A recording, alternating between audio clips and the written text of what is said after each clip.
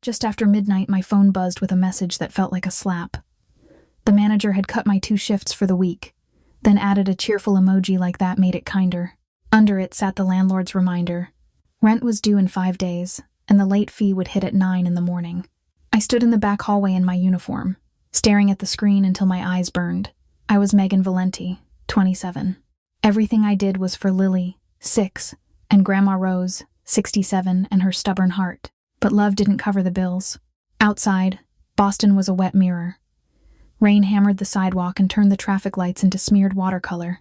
My cheap sneakers drank puddles with every step, and the thin jacket I'd grabbed from the coat hook did nothing once it soaked through. Grease and coffee clung to me, the scent of a night shift that would never end. I kept picturing Lily asleep on our couch bed, one small sock kicked off, and Rose in her recliner with her pill organizer, pretending she wasn't tired. If I came home empty-handed again, I'd see it in their faces first always. 2 blocks from our building, orange barricades squeezed the sidewalk into a single-file tunnel. Umbrellas bumped shoulders. Someone cursed when the wind flipped theirs inside out.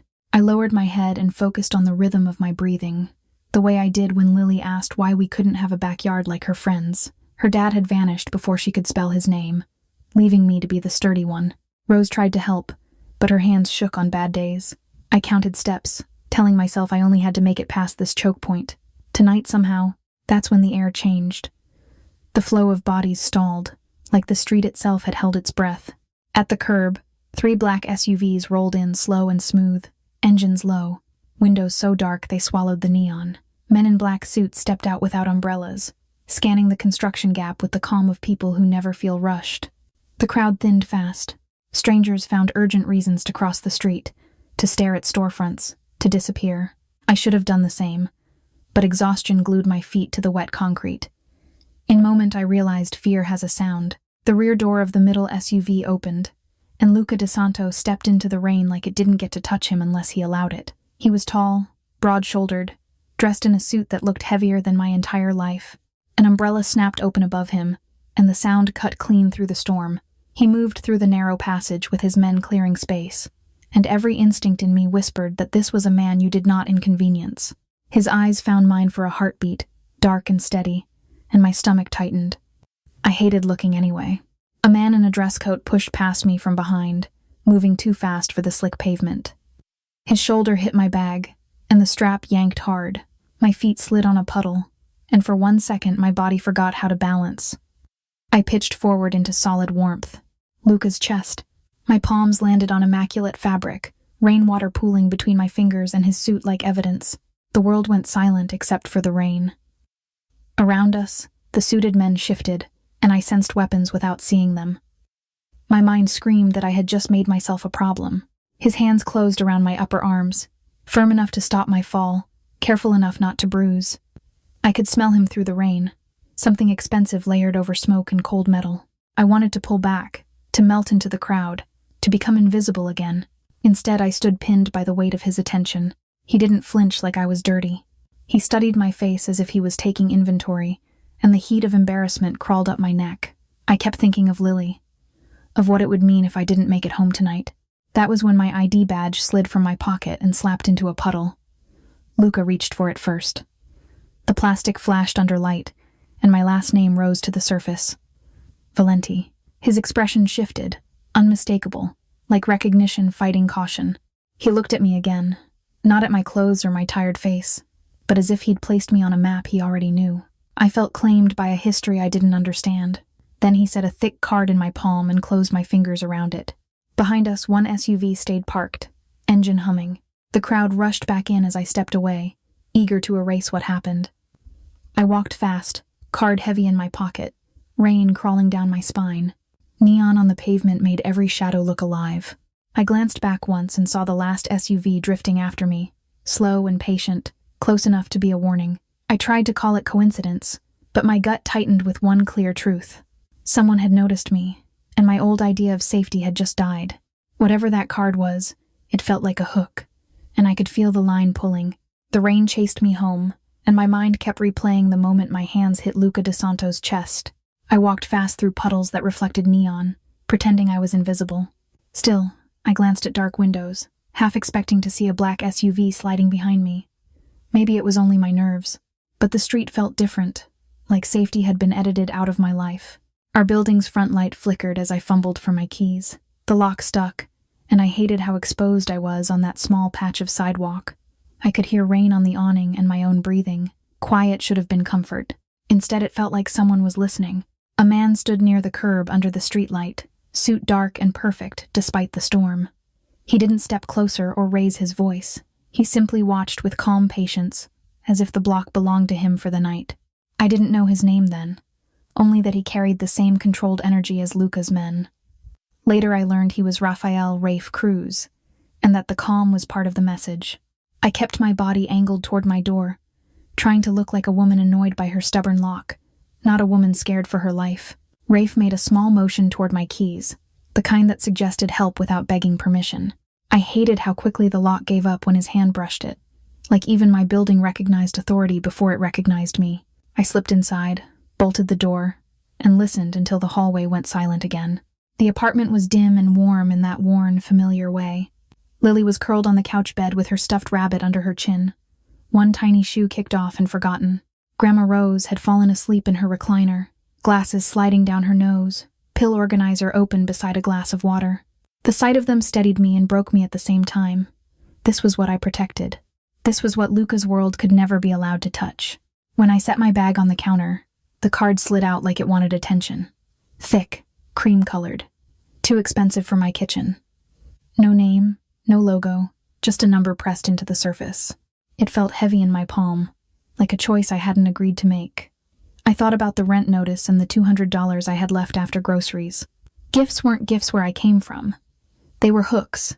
I set it beside the sink and washed my hands, but his touch stayed on my skin all night. I barely slept. Every hallway creak and passing car turned into a question. At 6:40 in the morning, my phone lit up and my stomach dropped. The message said my job was done, my shift's gone, my spot already filled. No warning, no explanation, just the kind of cut that tells you were never seen as human. Anger came fast and humiliating, because I'd been proud of that job even when it paid garbage. I wanted to shout, but Lily was sleeping, and Rose's heart couldn't handle chaos, so I swallowed it and moved. After I dropped Lily off, I walked Boston until my feet ached. I filled out applications at cafes and small restaurants, forcing polite smiles. I felt the quiet stigma of being a single mom, the way people's attention drifted to my worn shoes and the school pickup time I mentioned. By afternoon, I bought the cheapest coffee I could find and held the paper cup like it was heat itself. Across the street, a black SUV idled for a moment, then rolled away. Later, another one passed slow, and my pulse jumped again. Coincidence, I told myself. Paranoia, but my body didn't believe me. By dusk, I was back at my building with a folder of paper hope and no real plan. The street looked ordinary until I saw the car. Sleek, black, too clean for our block. Rafe stood beside it, as if he'd been there all day. Hands relaxed, posture unhurried. As I got closer, he shifted just enough to make the entrance feel less like an escape and more like a wall. In that small movement, I understood the real shock of the day. They already knew. They knew I'd been fired. They knew my rent countdown. They knew I would come home scared and looking for options. Rafe's calm made it clear he wasn't offering a conversation.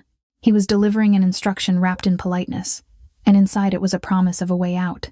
I pictured Lily's tiny shoe by the rug and Rose's pill organizer, the life I couldn't afford to lose. I could go upstairs and keep pretending I wasn't being pulled into something bigger than me, or I could stop guessing and learn what Luca DeSanto wanted from a woman like me. My feet moved toward the open car door. The card in my pocket felt heavier with every step. Getting into the car felt like stepping off my own life and onto someone else's conveyor belt. I did it because my rent clock was louder than my pride, and because Lily's face flashes in my head whenever I hear the word eviction. I pictured Grandma Rose's pill organizer, and the way she pretends her hands don't shake. The door shut with a soft, expensive thud. Rafe sat up front, angled slightly as if he could see every mirror at once. No one asked where I wanted to go. That was the point. I kept hands in my lap, clenched. The interior smelled like clean leather and something citrusy, the kind of scent that says money without talking. Rain ticked against the tinted glass, but the city outside looked muffled, like we were underwater. My wet jeans stuck to my knees, and I hated that I couldn't even wipe my palms without looking nervous. The car moved smooth. No jerks, no pothole complaints. just a steady glide that made me feel carried and trapped at the same time. I watched streetlights blur and tried not to imagine Lily waking up alone. Rose promised to listen for her, but promises break. Neighborhood brick gave way to brighter blocks, cleaner sidewalks, and doormen under awnings who didn't look cold. We crossed into Back Bay just before sunset, and the buildings started wearing glass like jewelry. Every corner felt monitored, not by police sirens, but by quiet cameras and people who belonged. My stomach stayed tight. I wasn't used to being delivered anywhere. The car turned into a private lane beside a high-rise that looked like it could shrug off storms. A valet appeared, eyes lowered, and the world around me acted like this arrival was normal. I felt out of place. Rafe guided me through a side door that opened with a keycard swipe I didn't see. Inside, the lobby smelled like stone and polish, not food or wet coats. A security desk sat under lighting, but nobody asked my name or checked my ID. They just nodded as if my presence had been approved before I existed. We passed a row of mailboxes that looked like art and stepped into an elevator that required credentials. Rafe tapped, the panel blinked, and the doors sealed us in silence. As the numbers climbed, I realized this building ran on permission, not law. The elevator opened straight into a quiet foyer where my shoes sounded too loud. Marble underfoot, a rug that probably cost more than my car would if I had one, and windows that swallowed the skyline. Boston spread out below like a map someone owned. Luca stood near a table set with a folder and a glass of amber liquid, calm as if he had been waiting all afternoon. In daylight, he looked even more precise. Hair neat, jaw shadowed, eyes dark and unreadable. He didn't greet me the way normal people greet. His attention landed and stayed on me. Without raising his voice, he made it clear he already knew my manager's message, and the time it arrived. He knew the late fee hour, too, and the exact kind of panic that makes a mother do math in the dark. Hearing my life recited in that room hit like a violation, and I felt anger rise up through my ribs. Luca didn't apologize. He simply framed it as efficiency, as if knowing people was the same as caring about them. Then he offered me work. Not in a diner, but beside him, managing schedules and logistics with discretion required. He described the job as legitimate, with rules and boundaries, and he talked about it like he was offering a ladder, not a cage. The salary number he put in front of me made my throat tighten. $120,000 a year, starting with health coverage, and an apartment in this building so Lily and Rose would never have to climb our broken stairs again. My brain started paying debts, buying groceries without counting coins, scheduling doctor visits without fear. That relief was terrifying. It meant he could fix problems I'd been carrying alone, and that kind of power demanded a price. Then Luca opened the folder on the table. Inside were pages with my name printed like a title, my high school awards, my community college enrollment, and the semester I dropped out when Rose's hospital bills started stacking. There was a note about Lily's school, her aftercare hours, even the brand of inhaler Rose keeps in her purse. My rent amount, my bank balance hovering near $200. I felt heat flood my face, shame and fury twisting together. I wanted to demand how he dared. At the same time, part of me cracked, because someone had noticed I was drowning. I forced my voice steady and laid out my terms the way I knew. I would not do anything illegal. I would not lie for him. And I would walk the second I felt my family was unsafe. Saying it felt like throwing pebbles at a fortress, but it was my line. Luca's expression didn't change, which made it worse. He acted as if he'd expected my defiance. He placed a phone in my palm, his number saved, and a keycard for an elevator. When I left, the city looked smaller, and my pockets felt like a leash, lifeline, claim. By the time I got back to our building, my pockets felt wrong. The sleek phone Luca DeSanto had pressed into my hand, and the keycard that opened his elevators sat against my thigh like contraband. I climbed the stairs as if my own hallway could arrest me. Rose was awake with the TV barely on, her eyes sharper than her breathing. She didn't demand answers, but I felt her suspicion settle on me like a blanket. Lily ran over in her socks, warm and half asleep, and I held her longer than she expected. I set the phone on the counter beside the thick card and stared until my anger cooled into math. Rent in 5 days, Rose's prescriptions, Lily's aftercare. I had $200 in a folder of rejected applications. Luca's offer didn't feel romantic. It felt like a door opening where a wall used to be, and I couldn't tell if it led to air or a drop. Not long after lunch, a knock came. Then the stubborn lock clicked like it had been trained. Rafe stood in the doorway, calm, suit perfect. He didn't force his way in. He didn't have to. 2 people in plain clothes waited behind him with clean boxes and tape, moving with the quiet speed of a corporate relocation team. The message landed hard. My decision was being treated as settled. I tried to slow it down, but everything moved anyway. Plates wrapped, clothes folded, Lily's tiny pajamas stacked with care, Rose's pill bottles packed like fragile glass. No one raised their voice. No one asked permission. It was efficient in the way a machine is efficient, and I hated how grateful part of me felt. The drive back to the high-rise was silent. Boston shifted from our cracked sidewalks to polished stone and glass. We entered through the private door. The security desk nodded.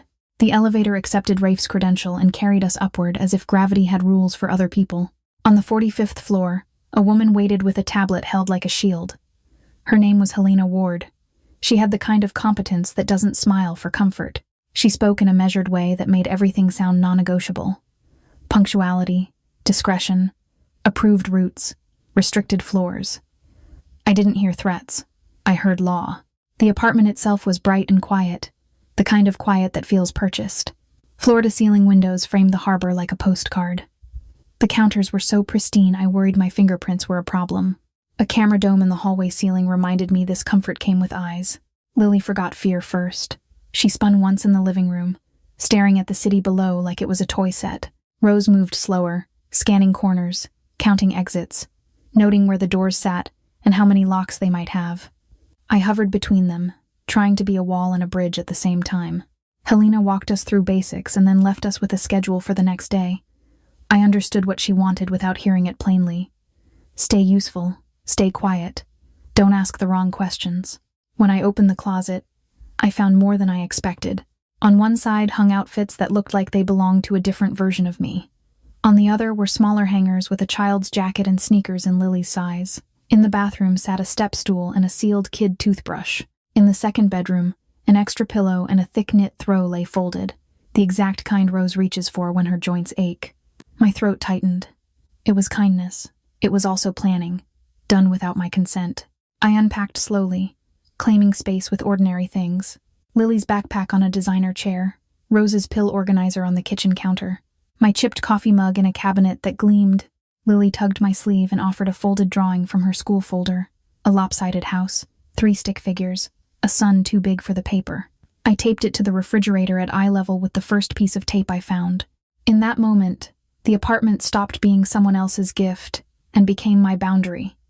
This was my reason. This was the line I refused to let anyone cross. As evening settled, a presence paused at the open doorway. Luca didn't step in like a conqueror. He simply looked, and his gaze landed on Lily's drawing before it landed on me. Lily looked up at him without fear, curious the way kids are when they haven't learned which men to avoid. Something in Luca's expression softened around her, brief and controlled, and that tenderness scared me more than his coldness ever had. When he was gone again, the building felt like it was holding its breath. Safer than our old block, I told myself, but safety here had a price I couldn't read yet. Tomorrow, Helena would start training me into Luca's routines, and I would have to learn his patterns without letting them rewrite my child's life.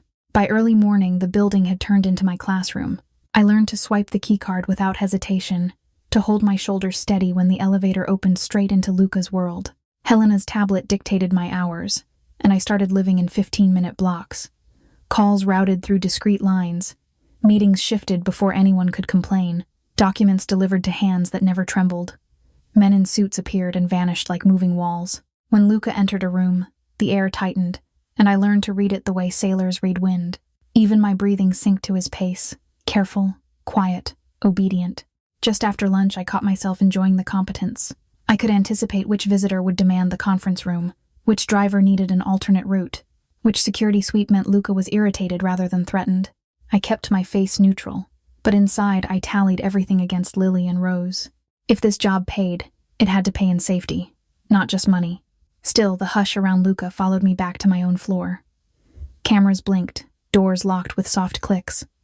My phone felt heavier every day. At night, I wondered if I was learning a language to trap me. On my breaks, I returned to the apartment that didn't feel like mine yet. Lily's drawing on the fridge was the loudest thing in the place, a crooked sun above 3 stick figures. Rose sat at the kitchen table and watched the hallway like she could hear trouble coming through the vents. I packed Lily's lunch in a spotless kitchen, wiping crumbs that looked wrong on marble. She told me about school with bright hands and no fear, and that innocence made my throat ache. I kept promising myself I could walk away, but every bill on my phone disagreed. Late afternoon, while I waited outside his office with a folder pressed to my chest, I saw Luca alone at the window.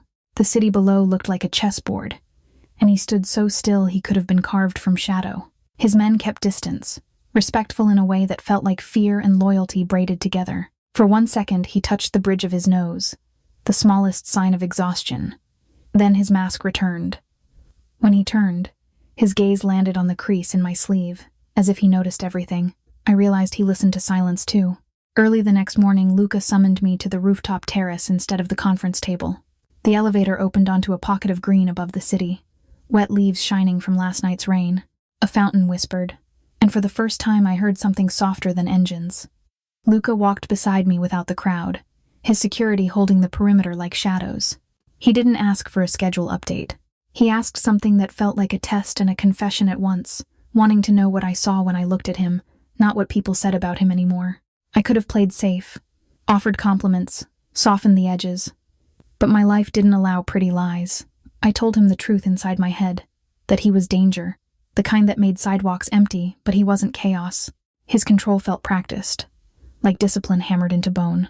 I sensed restraint, rules, a code that held his power in place so it didn't spill everywhere. That scared me because it meant he chose what to be, and choice is harder to fight than rage. His eyes stayed on mine, unreadable, heavy. For a moment, the terrace felt smaller, closer, private. Then I brought up Lily and Rose, because I always did when fear tried to seduce me. I let him understand that luxury meant nothing if my daughter learned to flinch at footsteps, if my grandmother's chest tightened every time an elevator chimed. I wasn't trading safety for a view, and I wasn't raising Lily in a world where men with guns decided her bedtime. If he wanted me near him, he had to accept my line. My family stayed untouched, unthreatened, and free to leave. Saying it out loud made my hands stop shaking. I waited, expecting disagreement only. Luca didn't argue. He went very still, like a man hearing a language he forgot existed. The fountain kept whispering, and somewhere behind us a door clicked, a reminder that privacy here was borrowed.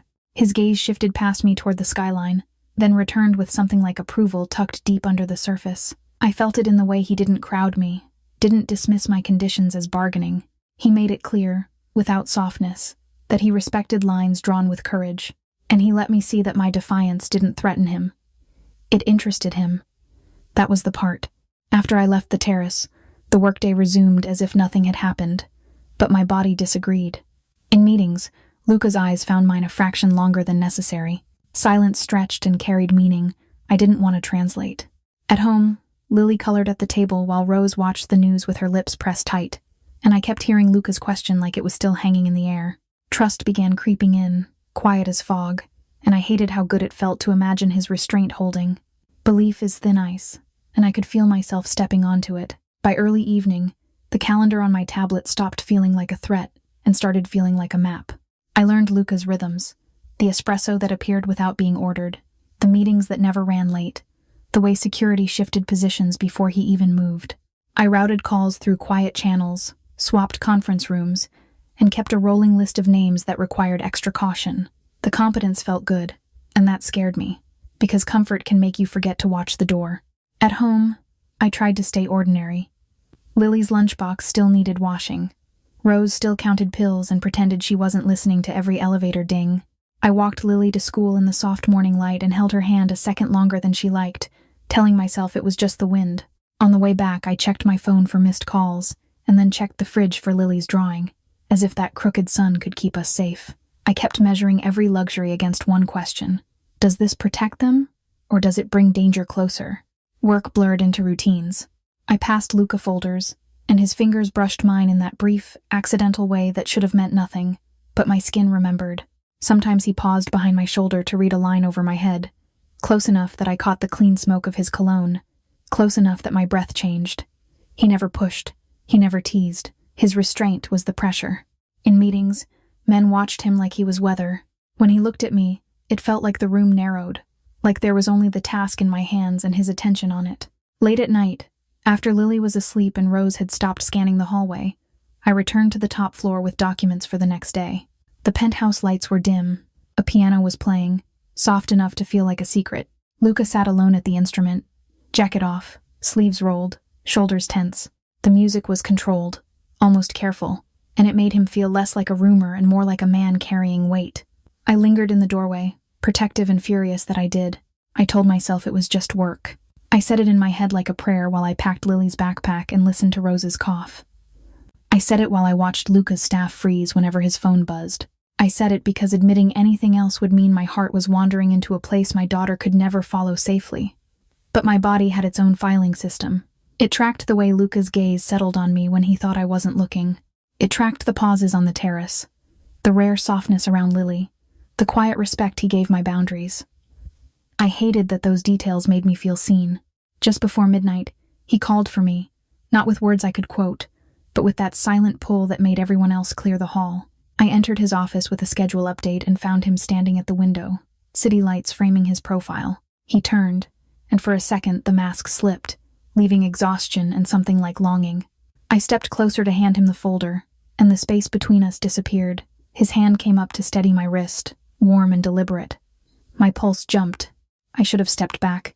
Instead, I stayed, caught in the dangerous calm of being wanted and not demanded.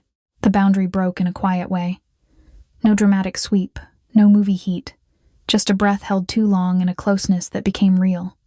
His fingertips brushed my cheek as if checking that I was still choosing this. I felt the shock of wanting it, the fear of what it would cost, and the ache of how lonely I'd been. I leaned in, and the contact was brief, soft, and enough to rewrite the rules in my head. Then his phone lit up. The air snapped cold. He read the alert, and his whole posture changed from intimate to lethal control. Within minutes, the penthouse filled with movement. Rafe appeared, jaw tight, voices lowered into a language I didn't know, and the staff stopped breathing around corners. Luca gave orders without raising his volume, and everyone obeyed like gravity had returned. He told me, in the way his eyes held mine, that I wasn't getting explanations tonight. He was leaving, right now, on urgent business, and the city outside suddenly felt like it had teeth. I watched him stride into the private elevator with his security, and the doors closed on the side of him I'd just touched. I rode down alone, my hands trembling around the folder I didn't need anymore. Back in my apartment, Lily slept with her rabbit, and Rose watched me like she'd been expecting this kind of silence. I stood in the kitchen under clean light, staring at the drawing on the fridge, and anger rose hot behind my ribs, not just at Luca, but at myself for believing in his restraint for even a moment. If he could disappear without a word, then safety here was an illusion with locks and cameras. I decided then that waiting was more dangerous than knowing. If no one would tell me the truth, I would find it. After midnight, the apartment felt too clean, like it was holding its breath. Luca still hadn't come back, and the silence he left behind was louder than any siren on our old street. Lily slept curled under her blanket, one hand on her stuffed rabbit, trusting the world because she didn't know it had changed. Rose dozed in the recliner, her pill organizer on the table, her chest rising shallowly the way it did when she was tired. I stood by the fridge, staring at Lily's drawing, and I couldn't decide which frightened me more, danger, or not knowing everything. In the morning, I tried the approved routes first. I asked Helena for an update, and she kept her voice professional, making it clear that Luca's schedule had shifted and that my role was to maintain normal operations. Security at the desk offered smiles that never reached their eyes. When I found Rafe near the entrance, he studied my face the way people study weather, then gave me caution without details, communicating that questions were risky and patience was expected. The building stayed calm, but I felt a current underneath it, as if every camera had learned my name. "Back upstairs," Lily asked why I looked like I was listening for thunder. I told her it was just a long day, then hated myself for lying. Rose watched me pack Lily's bag with the same suspicion she used on doctors who talked around her. I had brought them into a guarded tower of strangers, and I didn't even know what storm Luca was walking into. The truth was simple. I could not protect my family while I stayed blind. Curiosity wasn't driving me. Survival was. So I waited until the building settled into night and made the choice anyway. After midnight, I slipped out, leaving Rose a note on the counter that I'd be back soon, even though I didn't believe it. The hallway lights were dimmed, and every camera dome looked like an eye that could blink. My keycard opened the service elevator with a soft beep that sounded too loud. As the car rose, my heartbeat kept time with the floor numbers.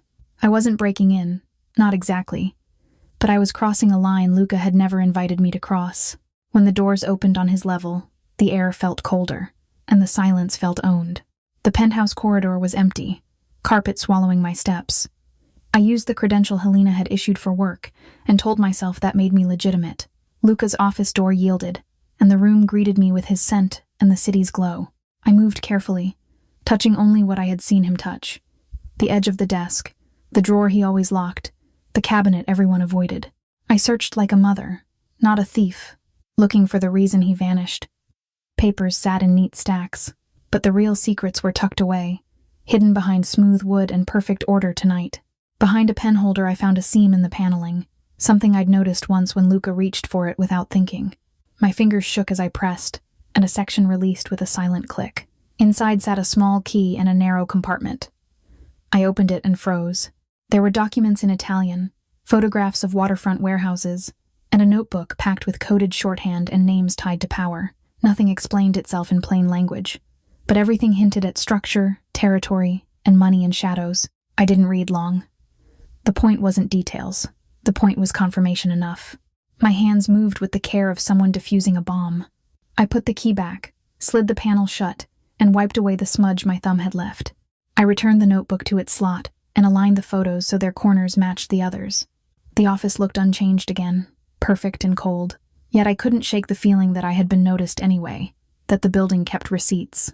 I listened for footsteps, elevator chimes, for a sign that my curiosity had triggered an alarm. Nothing happened. That quiet felt like mercy, and like a warning to me. As I turned to leave, my phone vibrated, the screen lighting my palm. The number was unknown. The message was short and clear, ordering me to the north service door immediately and telling me to come alone.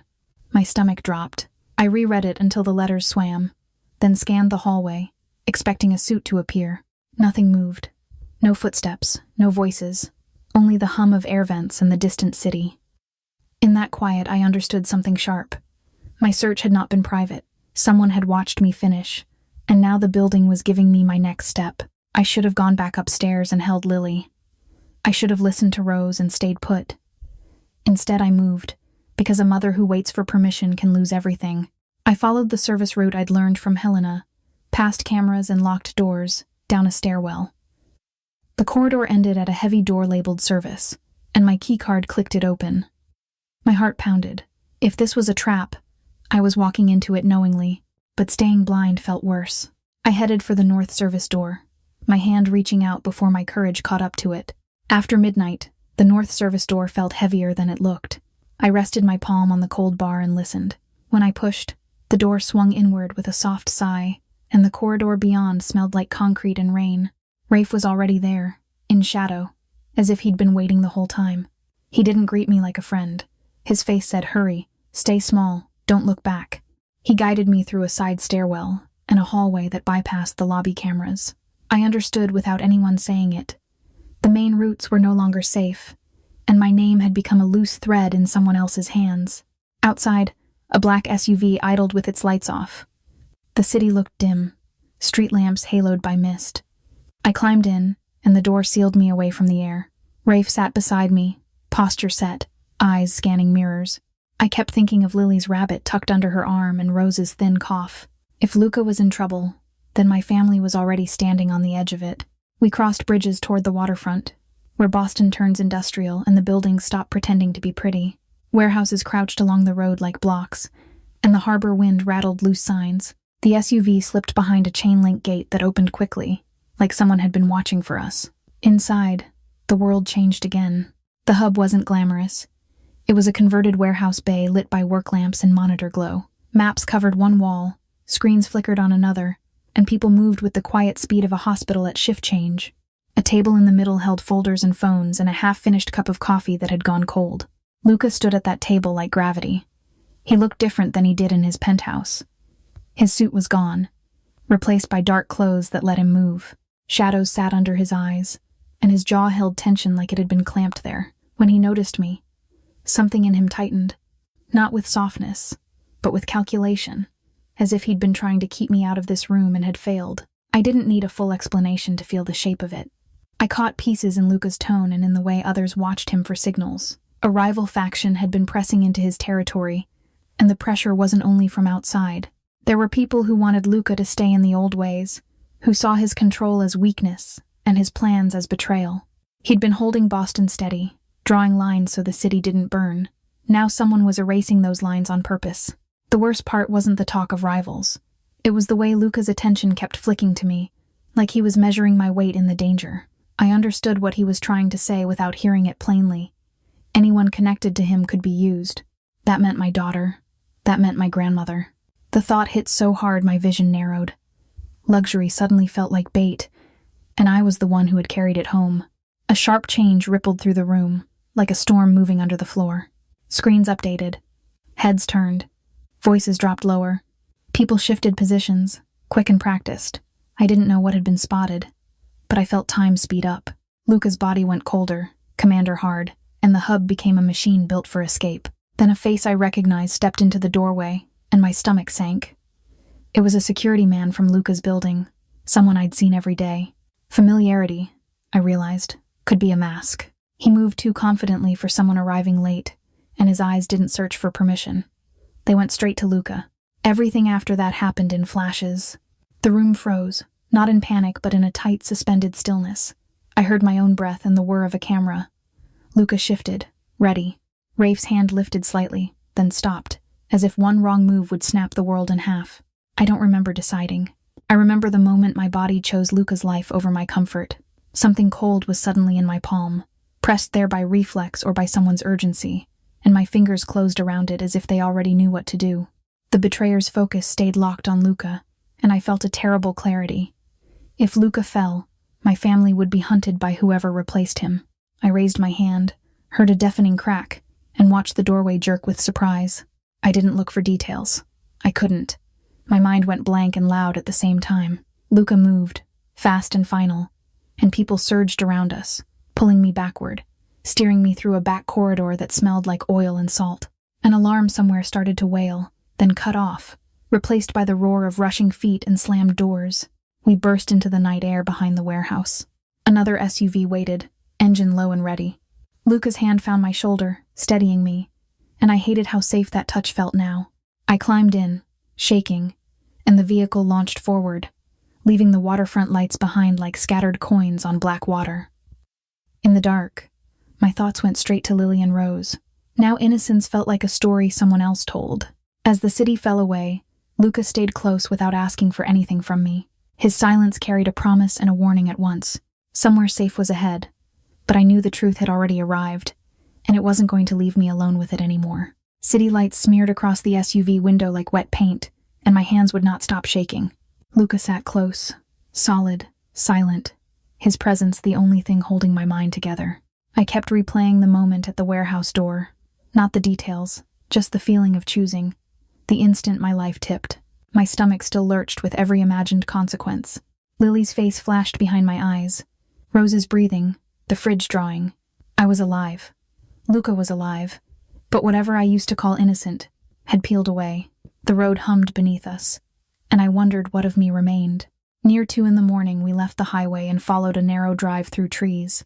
A gate opened without anyone stepping out, and beyond it water glinted black, still, patient.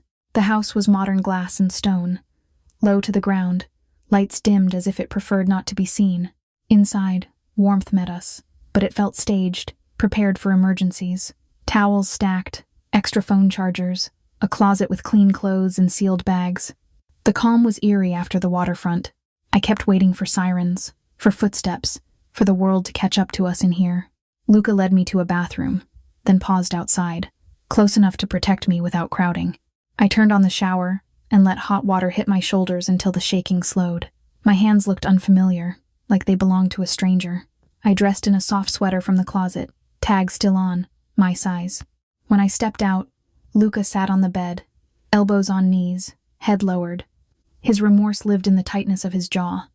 I checked my phone for updates from Rose and Lily and found nothing but quiet. That was when he finally spoke. In the study, he closed the door and the house seemed to shrink around us.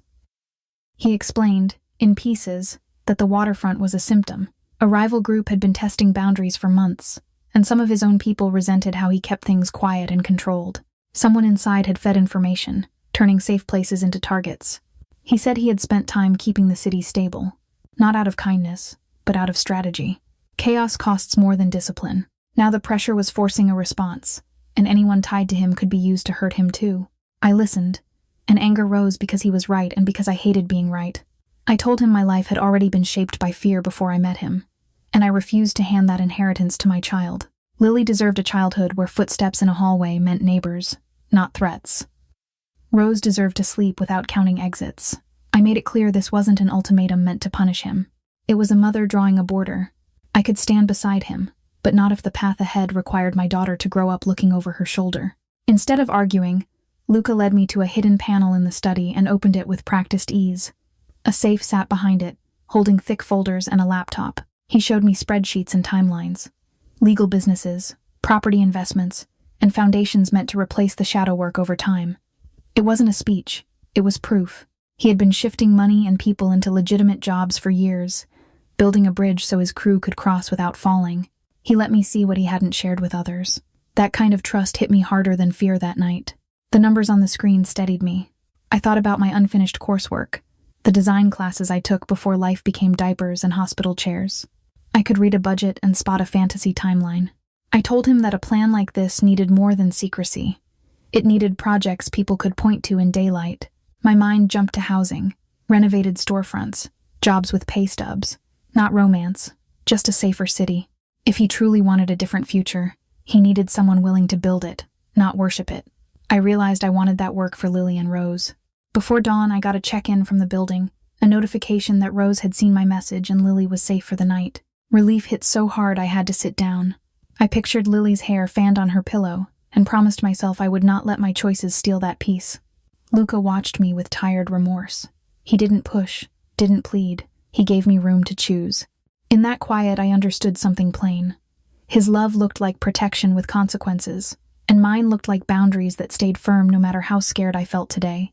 By morning light, we spread the folders across the couch and sorted what mattered now. Luca made it clear a meeting was set for 8 o'clock at night, and he had to arrive looking unshaken. He wanted me kept out of sight, but I refused. If Lily and Rose could become leverage, then I needed to understand the next move, not just endure it. We formed a pact. Survive the storm, identify the betrayal, and keep building the bridge to legitimacy. The house stayed quiet, water against glass, and for the first time since the waterfront I felt hope return. 8 o'clock at night wasn't just a time, it was a countdown I could feel in my teeth. By late afternoon, the safe house had become preparation, not recovery. Inside, every small sound, zippers, footsteps, a phone on wood felt like a signal. Rafe moved through the rooms with that watchful stillness I'd learned to read as urgency. He didn't explain, and I didn't ask. I kept checking one message from Rose, sent before dawn, telling me Lily had finally slept and Rose had locked the chain like I'd taught her. I held those words like a rope. Whatever happened tonight had to buy them another ordinary morning. Helena's choices waited on the bed. A simple black dress, a clean-lined coat, and a thin protective layer that fit under everything without showing. I hated that my body recognized it as comfort, and I put it on anyway. Luca wore a dark suit that made him look unbreakable, but I could see the cost in his eyes. His calm was a weapon. He needed to walk into that room looking untouched, or everyone would smell blood in the water. Just after sunset, we left. The car smelled like leather and quiet. Boston slid by in bright blocks, then sank into shadowed side streets. Luca's hand hovered near mine once, a restrained check that I was still here. I thought of Lily's drawing on the fridge and promised myself I'd keep my spine straight, because fear travels fastest when a child is waiting at the end of it. The restaurant was upscale Italian on neutral ground, closed to the public, lit in warm amber that tried to pretend this was just another private event. The air held counted breaths. Staff moved like they'd been trained to forget faces. Security sat in layers I could sense, the room slightly too still, like the walls had ears. When Luca entered, the table adjusted around him. I walked beside him anyway. At the head sat Anthony Tony Carver, older, cold, and confident in the way out-of-town influence always is. To his right sat Victor Hale. I knew that face from Luca's world, always treated with respect, never with warmth.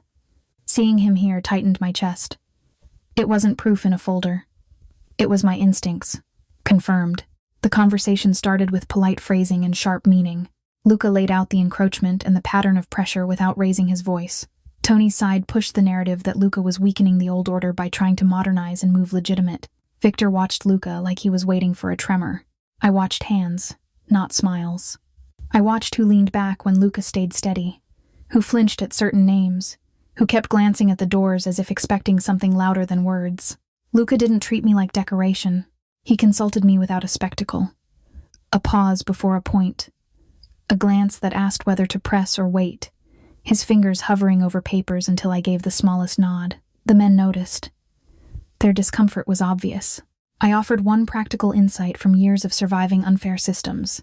Get terms on paper before anyone has time to spin the story later. Make the calm official while it still exists. Luca shifted as if that thought had always lived in him. Then he placed a small drive and a slim folder on the table, carefully, like a chess piece. The room changed on a single inhale. Tony's confidence tightened into calculation. Victor's composure cracked just enough to show heat underneath. I didn't need details to understand the message. Luca had consequences prepared, and he was willing to use them if tonight turned into another waterfront. After that, the meeting stopped being theater and became math. Boundaries were clarified. Compensation was weighed. A timeline for de-escalation was sketched in careful language that meant everyone would step back, for now. Luca held firm on what protected his long plan, and he traded on what bought time. I felt my shoulders loosen by degrees, the way a body releases tension only when it realizes it has survived another minute. It wasn't a fairy tale ending, and I didn't let myself pretend it was. The ink was only a pause, not a promise. Still, in that pause I could imagine Lily waking up without my panic leaking into her breakfast, and Rose sitting with her tea without scanning windows. That vision kept me upright when the room tightened. As the agreement settled, Tony studied me with reluctant curiosity, like he'd noticed Luca's steadiness had an anchor tonight that wasn't fear. The look carried an acknowledgement I didn't expect. My presence had changed the temperature. Even monsters recognize new leverage when they see it. We left the restaurant alive and intact. Outside, the night air hit my face like cold water, and Luca's control held until the car door shut. On the ride back toward the safe house, I thought about Lily and Rose and the fragile peace we'd just bargained for. This wasn't only Luca's war anymore, and I could feel what came next waiting in the quiet ahead. On the drive back from the restaurant, the city lights blurred like wet paint on glass. Luca sat beside me, still as stone, and I matched him, because anything softer might have cracked. When the safe house gate opened, the waterline appeared in the dark, calm and indifferent. We went inside without ceremony. The door clicked shut, and the silence finally had teeth. I noticed my fingers worrying the cuff of my coat, noticed his steady inhale, noticed how both of us kept listening for footsteps that weren't there, as if the building could change its mind and send us back. Inside, soft lamps threw warm circles on wood floors that looked untouched by real life. A glass of water sat on the counter, and I realized my throat had been dry for hours. My hands shook when I lifted it. The tremor wasn't fear anymore. It was the delayed release of surviving. Luca stood near the window, breathing slow, as if he could order his own body to behave. After midnight, that kind of control feels holy. I watched his jaw unclench by degrees, and then mine followed. For a moment we existed, two people pretending calm could be enough. Relief didn't come first. Lily did. Rose did. I checked my phone with a kind of reverence, half expecting the screen to punish me for leaving them behind. There was nothing new. Only Rose's earlier message and a photo of Lily's socked feet sticking out from under a blanket. My heart softened, then tightened with guilt. On the kitchen table, someone had placed a pill organizer and a jar of honey, like they'd studied Rose's habits. I pictured her wary eyes, and I promised myself I would not trade her trust for comfort. Lily's drawing lived in my mind tonight. Luca didn't rush me. He moved like someone choosing every step because the wrong one could break glass. In the hallway, he paused near the study where the folders were stacked, and I felt the question before I understood it. His gaze held mine with a steadiness that wasn't possession, more like permission. He wanted to make me his wife, not as a prize, but as a public line nobody could cross without consequences.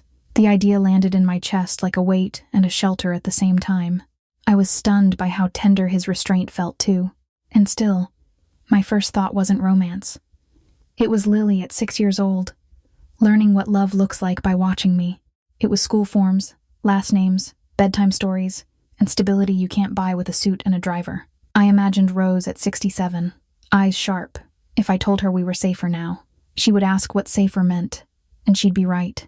I let the silence stretch, not to punish Luca, but to honor my daughter. If I said yes, it had to be for the future, not the adrenaline. I needed proof in time, period. That's when the safe came back into my mind. The hidden panel, the folders Luca had shown me when the world was still shaking. His plan wasn't a fairy tale. It was spreadsheets, permits, clean payrolls, foundations that could replace fear with structure. Tonight's meeting had proved he was serious about change, not just survival. The proposal felt connected to that, like he was offering me a seat at the work, not just his bed. I remembered my architecture notebooks, my night classes, my stubborn need to build. I could help turn his power into something my daughter could live beside. So I let myself nod, but only after I laid out the boundaries I'd been carrying like stones. Lily would never be a bargaining chip. Rose would never be used to test loyalty. I would keep my name, my voice, and my right to walk away if the world turned ugly again. I would stand beside Luca only if he kept moving toward the future he'd shown me, even when it cost him pride. He didn't argue. He received my conditions like a man who understood consent isn't a weakness. In that quiet, I felt something settle, steady, and real. Before dawn, I stood by the window and watched a faint line of light lift off the water. The safe house was still, but my mind was full of next steps. Calls to Rafe, check-ins for Rose, a school drop-off that had to feel normal for Lily. Luca stayed close without crowding me, as if he'd learned my kind of strength needs breathing room. I thought about Lily's drawing again, that crooked son and stick-figure family, and I realized it wasn't innocence. It was intention. We weren't escaping anymore. We were building, carefully, with both hands visible. That finally felt possible. People love stories like this because they want romance to erase danger. I learned the opposite. Love without safety isn't love. It's a gamble paid for by the smallest person in the room. Power without responsibility isn't strength. It's fear wearing a suit. Luca didn't offer me a fantasy. He offered me work, accountability, and a chance to change what had been handed down in blood and silence. And I didn't say yes as a woman swept away. I said yes as a mother choosing a future on purpose. If this hit you, like, share, and comment what you'd choose.